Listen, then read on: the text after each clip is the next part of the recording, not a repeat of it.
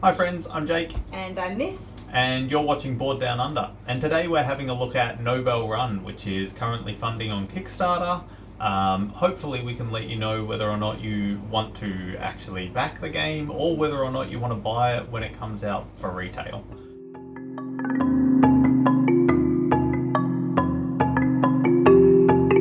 Do you want to tell us about how it plays, Miss? Yeah, so it's just a small deck building game. In the game you're managing a research team of scientists and inventors, and they're working for you to publish papers and earn prestige points, which then hopefully helps you to win the Nobel Prize and win the game. So if we have a look now at the page, we can see what comes with your pledge. Yeah, so look, the game's 1 to 4 players, plays out in about 30 minutes is what they're saying, which I agree with. That's been our experience in our playthroughs. The components themselves, the box that it's going to come with looks nice and inviting, which is going to be a word that I think I use a few times throughout sort of talking about this. The components themselves, the artwork, really nice. You agree, or? Yeah, it looks really nice. I mean, the whole game is just a deck building game, so it's all cards, and the cards are beautiful, like colourful, bright, cartoon and cutesy, and something we did notice on them is they were all different females from history who were either inventors or researchers, which was nice, different take on the game, or a different theme to add to it. Yeah, that's right. So there's 21 sort of unique cards here that are scientists and inventors from history, and they're all female, which is fantastic to see in a game. But yeah, the components here just look absolutely beautiful. Really, the artwork, I'm really impressed with the artwork. And yeah, I just think looking at this, it makes me want to grab it and play it, which is basically what we did. So they actually have a print and play, so you can go and grab your own sort of copy of this if you want, and give it a try before you buy, so to speak. But I think Miss and we can talk about our experience with it, and hopefully that'll inform you of yours. So do you want to start off talking about some of the things you liked about it? We've played the game a couple of times tonight. And I did enjoy the times we played. It felt smooth when we were playing. There wasn't too many complicated rules. It was easy to learn and understand and play. When we were playing, the game length was probably 25 to 30 minutes as they suggest, and that felt like a good amount of time for this game. It wasn't drawing on too long or anything like that, so I did enjoy the couple of games we played. How about you? Yeah, so the same, right? The things that I enjoyed about the game are, again, absolutely beautiful. Really like the aesthetics of the game. I think that's arguably its strongest point. I think in terms of mechanics, it is fairly straightforward in terms of a deck building game. There's a few bits and pieces in there that kind of separate it from some of the games I've seen. One thing that I liked in particular, most of the starting cards that you have, you can trash those kind of one turn at a time, essentially, to thin out your deck.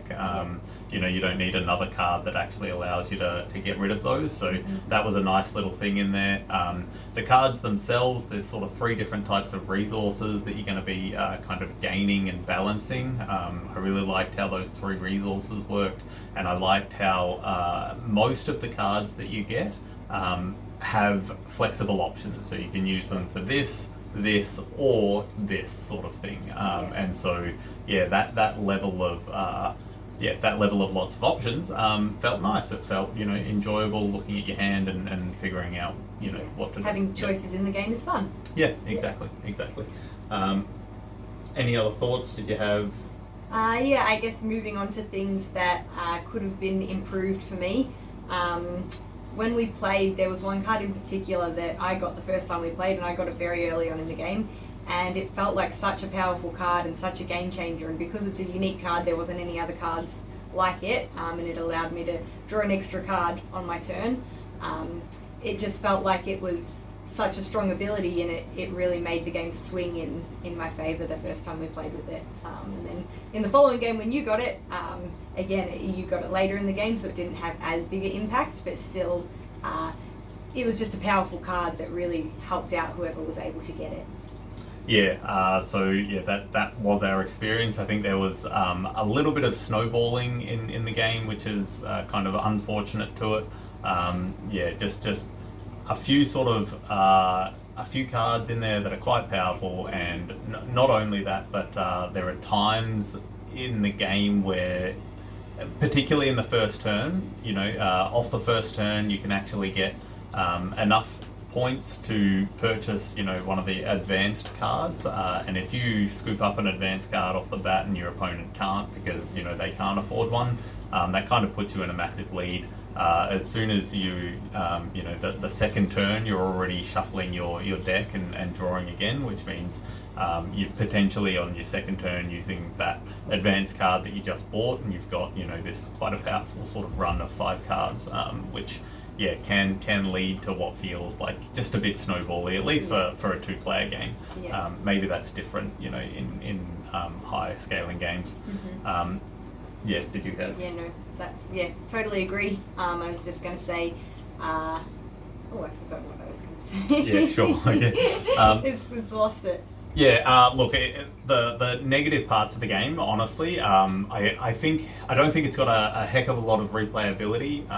Personally, I think you'll see a lot of the cards and know what you're kind of doing fairly quickly in the game. That being said, I think you could easily play it anywhere between 5 and 10, and I'm sure for some people even more, without having any issues, and you would enjoy that. In terms of neutral sort of things that we wasn't really here nor there, one thing is there is a bit of trick taking, or not trick taking, sorry, a bit of take that in the game. So there are some cards that you kind of play against your opponent, and they need to they need to pay for those cards and that sort of stuff, which it felt okay, but it didn't really feel necessary. I don't think it ever really made a big impact in the game. Maybe we haven't played it quite enough to really understand, the strategy of when to play them, but it felt like those cards, there wasn't enough of them that you could reliably be getting these, sort of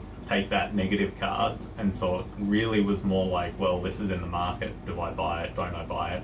They all come with the flip side of, to actually, you've got to pay for the card to begin with, and then you've got to have a turn where it comes into your hand, and that's a turn where you don't have a card that you can use for, buying better things and that sort of stuff. So to take that element didn't really feel necessary. That being said, it didn't really feel particularly negative either when it was, used against me. I was never feeling... Yeah, I wasn't upset about it. It is what it is, and it didn't have that great an impact that it was, upsetting or game-changing. Yeah. The other thing that I, think I should mention is the game arc itself. Starts off fairly straightforward, fairly slow. You're just sort of buying these, resource gathering cards and building up your deck. There is that slight problem we've already discussed about snowballing, so the game arc can kind of start fairly quickly for one person, but then there's very quickly this point in the game where you go from buying resource sort of cards to just trying to smash out points, because it's the first to 20 points wins the game, and there are some of the more expensive cards can give you 5 and 6 points at a time, so you can suddenly jump from 8 points to 20 in the space of 2 rounds. So that's the game arc, it kind of starts off okay, but then it quickly just scales out of the through the roof really. And I wasn't a big fan of that, but at the same time I was never really going, this wasn't enjoyable, right? So it sort of falls into the neither here nor there for me. Did you have any other... I think the last thing I wanted to talk about was the market in the game and the way that works. I felt like there were times during my turn that I just didn't have enough of anything to buy a good card, cards that cost 5 or 6 coins, and I had 4 coins, and things that I needed the thought power for, again, were costing 3 or 4, and I might have only had 2. So while I did have the cards give you different resources, there was times when it just felt like I didn't have the right combination to actually afford anything. And the way the market works, there's not anything that makes it flip over and start again after your turn or that. So there was cards that stuck around there for a long time that just weren't getting picked up. Yeah, look, I agree. I think there was a bit of awkwardness regarding the market. Sometimes when all you wanted was more staff members, there would be, the market would be full of papers and essentially, instant points. And then vice versa towards the end of the game, everyone's just plucking up those point cards and you're left with staff members and you're going, well, this isn't, particularly helpful in this race to the finish. But yeah, those are kind of the thoughts. Yeah. Overall, I think. Overall, it was an enjoyable enough game. I did like playing it. However, it doesn't feel like it'll have that replayability, and also just due to the cost of shipping it here, just doesn't quite feel worthwhile for me at least. Yeah. So look, I think the game itself, because of its beautiful, aesthetics and quite an engaging sort of theme with scientists and inventors and trying to get that Nobel Prize.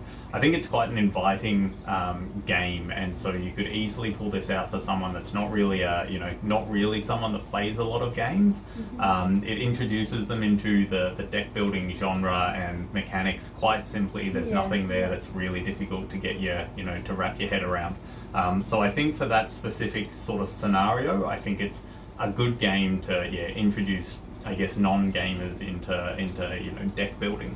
I think that's where it will shine. Anything other than that, I think it's probably not quite the game for you if you want something that you can play over and over again and that's going to offer you a whole lot of strategy. But for a super light-hearted, simple deck builder. Look, it's absolutely beautiful, and I don't think you'd ever have a problem pulling it out and having someone want to play with you. So, those are our thoughts. I'm not sure whether we spoke exactly about the cost of the game. So, for Australia, we're looking at about $24 Australian dollars to actually buy the game. And then there's about a $30 Australia shipping on top of that. Yeah. And so you're looking at roughly, $55 all up to get the game. For that price point, I can't really recommend it for anyone, in Australia unless it comes out to retail. If it comes in retail and is only the $24, then sure, it's worthwhile. But at $50, it doesn't feel like a $50 game. Yeah, look, which is just unfortunate. Yeah, is what it is. But look, if you're one of the lucky people that is somewhere where you get the shipping at a lower cost, then I think definitely worth a look at. And the print and play, it's there. Grab it, have a try, and tell us what you guys think. All right, well, thank you very much. Hopefully we've shed some light on this game, and